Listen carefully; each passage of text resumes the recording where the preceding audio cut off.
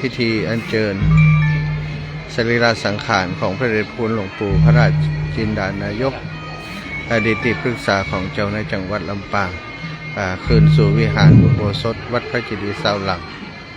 โดยทางพ่อเจ้าคุณพระวิสุทธธรรมภิราชรองเจ้าหน้าจังหวัดลำปางรักษาการเจ้าวาดวัดพระเจดีย์เสาหลักท่านที่เป็นพระภิกษุสามเณรท่านเป็นวัดศิษย์พอดีสักการญาติโยมที่จองวัดกรรมการวัดทั้งหลายพอดีสักการญาติโยมทั้งหลายที่เคารพนับถือในพระเดชคุณอาจารย์เจ้าคุณหรือในหลวงพ่อที่ได้ละสังขารไปบางที่วันเก่าผมจะขออาราธนาสรีระเขาสังขารของหลวงพ่อจากศาลาสรีระการบุญเยอะสันติไปตั้งไว้ในพระอุโบสถคืนและจะอาราธนาขึ้นสู่ในปราสาทเพื่อจะรอพระราชทานเพลิงที่จะมีขึ้นในวันที่16 กุมภาพันธ์ที่จะถึงนี้วันนี้บริการของผมทั้งหลายขอเข้าดอกไม้และมาสักการะขอขมาลาโทษเพราะว่าก็กระผมทั้งหลายได้ประมาทอาคารวะต่อสรีระสังขารของหลวงพ่อพอดีต่อที่ตัดวิญญาณของหลวงพ่อพอดีหรือเพื่อวันที่เพื่อหลวงพ่อยังมีชีวิตอยู่อาจได้ประมาทผักเผลอ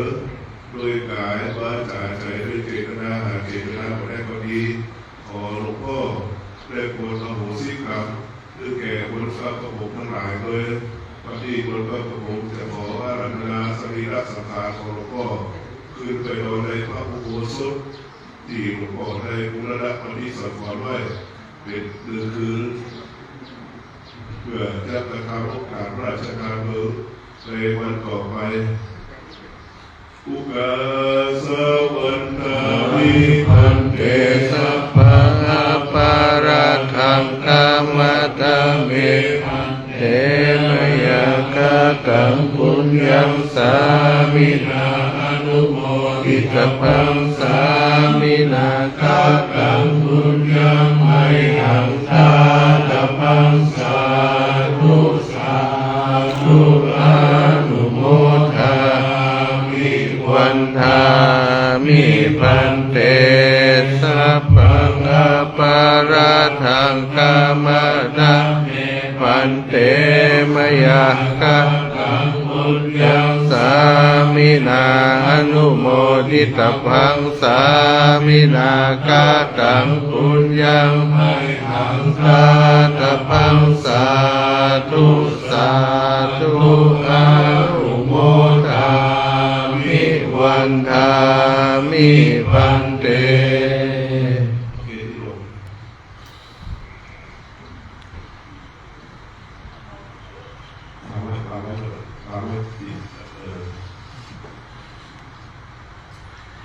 สัพพังคามาราทังคามาทาเมพันเตมยากะตังปุญญังสามินาอนุโมทิตพังสามินากะตังปุญญังไมหังสาตพังสา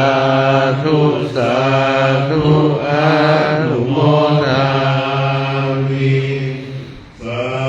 ธุโอกาสังฆมาวิพันเตสาธุโอกาสังฆมาวิพันเตสาธุโอกาสังฆมาวิพันเตวันทาวิพันเตสัพพังอปาราทังกามตะเมพันเตม ยกตังปุญญังสามินาอนุโมทิตพังสามินากตังปุญญังไมคาตพังสาธุอนุโมทามิ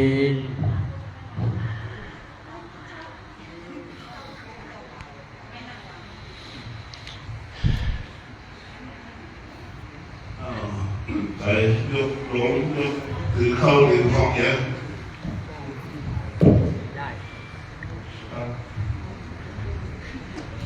เจ้าหน้าที่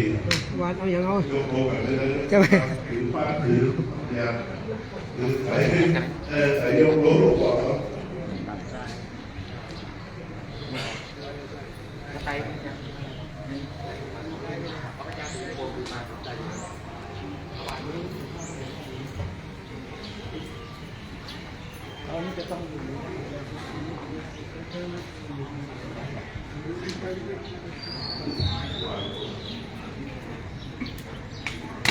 โอ้ย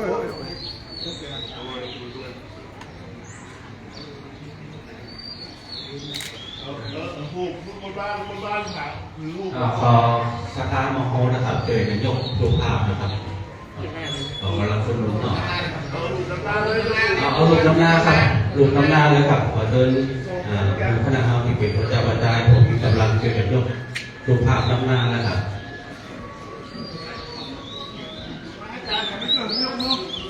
รูปภาพด้านหน้า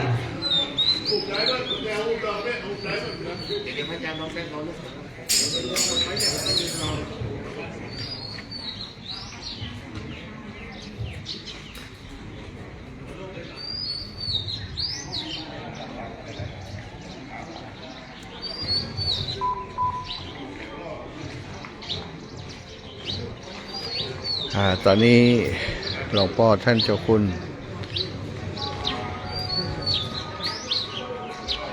พระวิสุทธธรรมภิราชรองเจ้าคณะจังหวัดลำปางได้มีสมณเมตตานำสรีระสังขารของพระเดชพระคุณหลวงปู่ขึ้นสู่อุโบสถวิหารที่หลวงปู่ได้บูรณะปฏิสังขรณ์เพิ่งจะปล่อย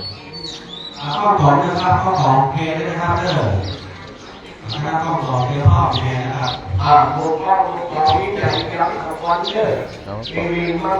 จะนำจะมุ้ง หน้าคุณขึ้นหน้าคุณ ลูกเด็กเอาลูก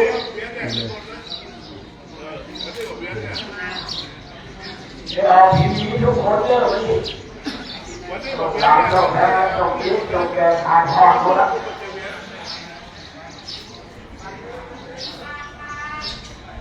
เด็กมันก็มันมองนักกินอยู่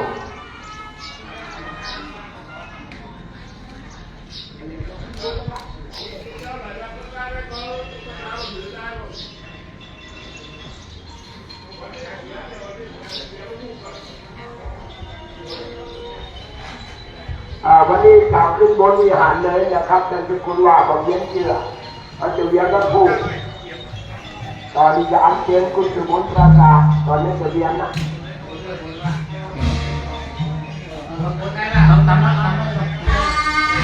ตอนนี้ที่มหาสงฆ์ชาติเป็นจับมายูทูบ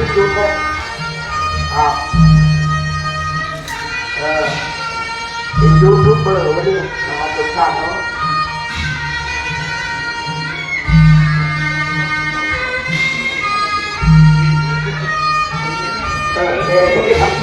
ได้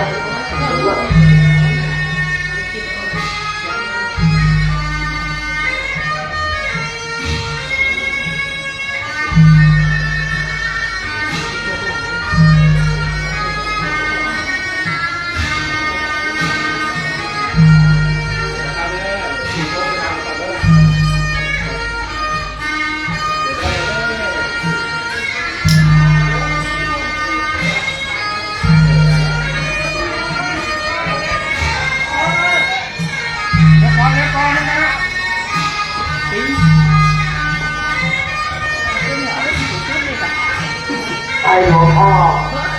ตั้งอยู่ในศาลาหลัง ายเดือนมาครบรอบปีมีความหมายจะตายสาธุชนชายหญิงชายขอกราบเท้าเคลื่อนย้ายสังขาร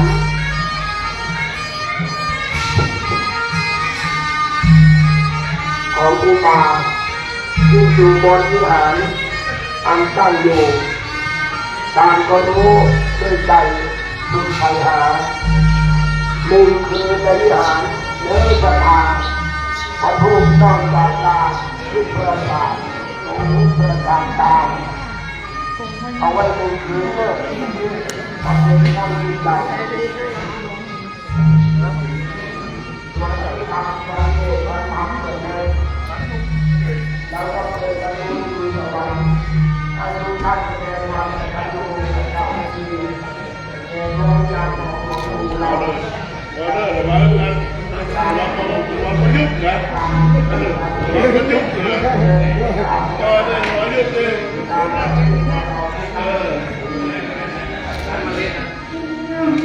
วันนี้เน้นมากเลย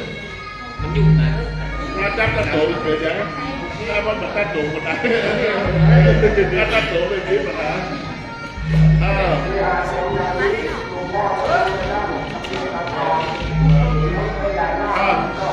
จะไปแต่เอาดอกก็อย่าเข้าวางจัดไป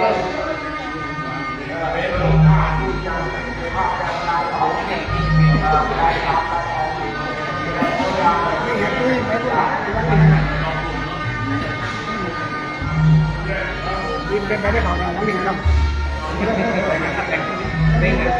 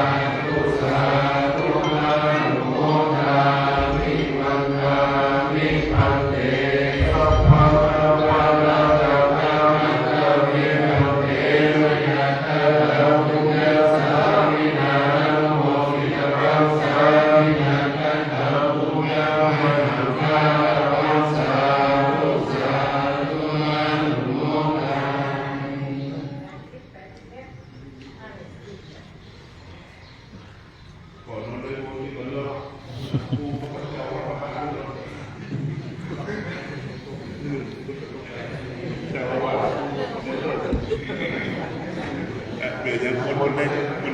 เอาความเล่นยึดมันเลย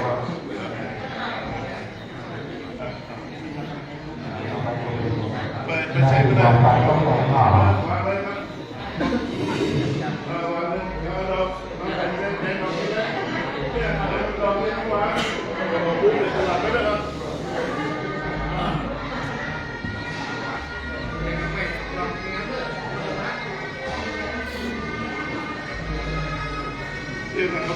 เอาคุ้มเด็กว่าไหมเอาคุ้ม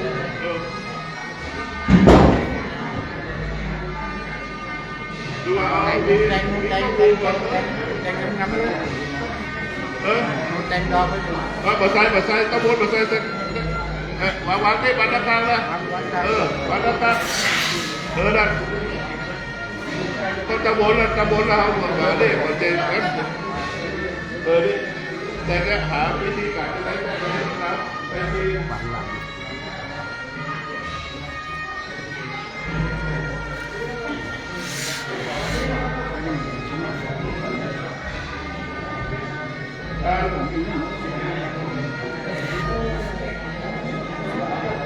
เอาตัวบูมา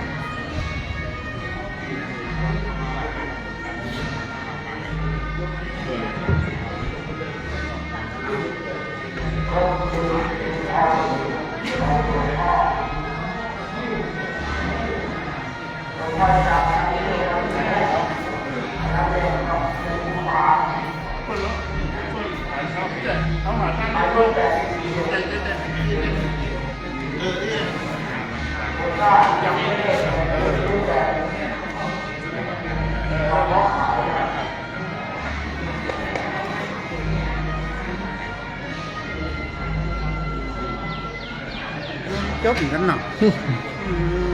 จะนึกว่าแม่จะอยู่วัดตายอยู่แค่น้อยเนาะ ครับผม เนาะเนาะ ครับผม นะท่านมหา ใจอันนี้อาจารย์ใจเครื่อง เสียงเป่าแหละ โอ้มันกว้าง แจกวัดแล้วมัน ตันครับ ตันเนาะ ปูตัวนอนแล้วก็ใจเครื่องเป่าเฮียแฟนหน่อย ถ้าห้องปูตัวนอนฝุ่นมันขึ้นก็ หันหาอยู่ด้วยกันจริง เดี๋ยวนี้สี่ครับ สี่ครับ จันมหานพดล เอานพดล จากผมแล้วก็ตุกจุ๊บตุกตะวัน หันหานพดลเนี่ยคุณเรียกกับไม่คุณมันไม่หอมเลย ใจครับ ไปมาๆน่ะ ครับ งานแกนนักอาจารย์ งานหนักนะครับ ครับ เจ้าคณะอำเภอเนาะบ้านนั่นน่ะ จะพอวิทยาลัยสงฆ์ หาอยู่ยะ ครับ หาวัดอยู่ว่าเนาะ ครับช่วยกัน ช่วยกันเนาะ ดูแลกันไป ว่างก็มาอยู่กับเพ่ก็ได้นะอยู่ที่เช้าก็ได้นะเนี่ยว่างก็ได้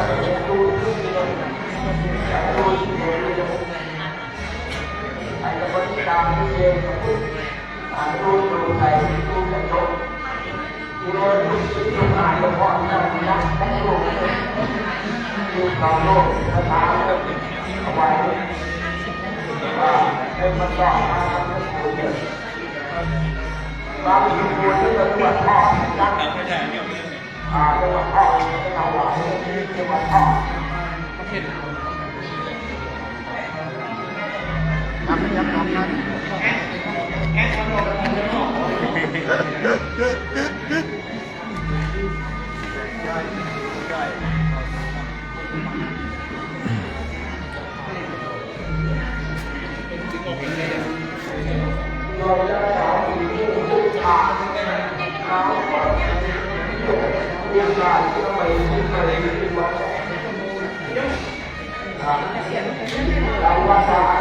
โยมเจ๊จำมาได้ จำ มัน ได้ นึกจัดเหมือน จำได้ นึกจัดเหมือนอยู่ แรกเอา บทเหมือนแล้วยังเจ้า 6,000 แล้วไหม เขาคุณตาแล้วเจ้า ครับ โอ้อันนั้นอันนั้น สาธุครับ รับจำอยู่วัดไหนหรอ อยู่วัดบรรพตสถิต อ๋อ จัด มัน ราย วัด การ ประเทศ อยากให้จัดรายการตั้งวิทยุ อ๋อเหรอ วัด อาจารย์ท่านรู้ว่าเหรอคะ พระมหาสมชาติอันนี้อยู่กับอาจารย์มหานพดล ขายนมบนท่านแกขายหกปูนจำแล้ว ได้จ้ะได้ มันเป็นอย่างตรงมาเต้นเลยท่าน ได้ ได้หน่อไม่ได้ใช้ ไป หน่อ นอนที่ไหนอยู่ไปดูแค่การซื้อกระดาษซื้อจะไปนอนวัดอย่างรักษากาแฟอย่างดีการขึ้นไปตลอด